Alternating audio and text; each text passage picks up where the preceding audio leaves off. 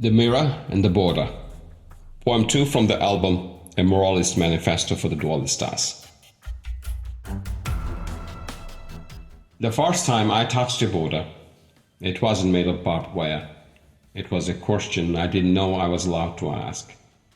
What makes them different from me? The first time I shattered a mirror, it wasn't with a fist, but with a memory that refused to stay silent. What makes me different from them? Borders are not only checkpoints. They are clauses buried in immigration statutes, footnotes in military agreements, size passed between caseworkers, and bedtime stories rewritten with fear. They live in quiet spaces between words: illegal, foreign, potential threat, or enemy alien.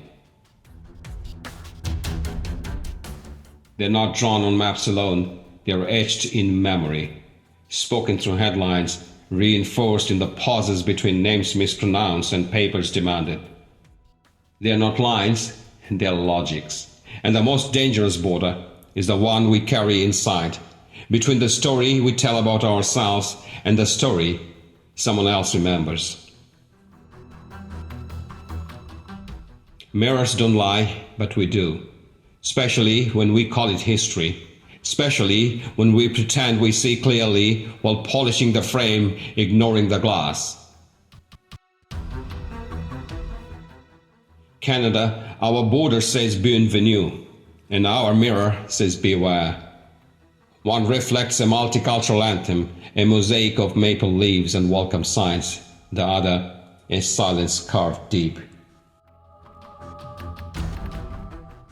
In Cranebrook's St. Eugene basements, while children of the first whispered in the dark, there was no love, only land to claim, orders to follow, names to forget.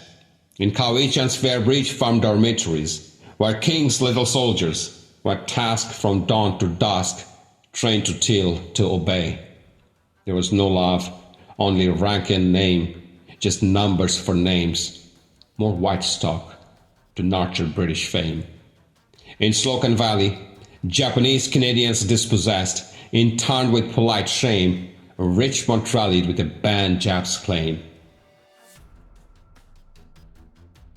In Kamagata halls, subjects of empire, denied and defamed, Hindu invaders, the Vancouver Sun exclaimed. What a shame.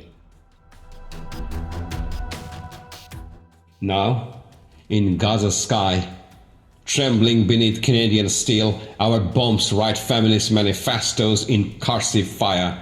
Oh Canada, what a rapture of contradiction we inspire. And just a year ago, at Dixie and Dundas in February freeze, Delphina Wambui Nigi died.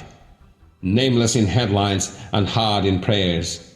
We said, ha ha, she should have known it's cold here. I have stood at many borders, worn many mirrors. I was in uniform once, carried guns. Then a migrant, wondering, whiten or perish. Well, now I'm neither, just a pen. Every time I cross a border, a mirror cracks. Every time I hold a mirror, a border blurs. Don't ask me what side I'm on. I have learned the map lies to protect the hands that drew it. Ask me what I see in the mirror. Ask me if I can name who I left behind. Ask me what it cost to stop saying them. Because the moment we stop saying them, the border moves. The mirror deepens, and we become unbearable to ourselves, but impossible to betray. That's when the work begins. That's when compassion becomes memory, and memory becomes an act of resistance. And that's when we finally see there was never a border, only our reflection, willing to divide itself to feel safe. But what if we weren't meant to feel safe? What if we were meant to feel responsible? Then every border becomes a window. Then every mirror becomes a question. What will we do with what we now see?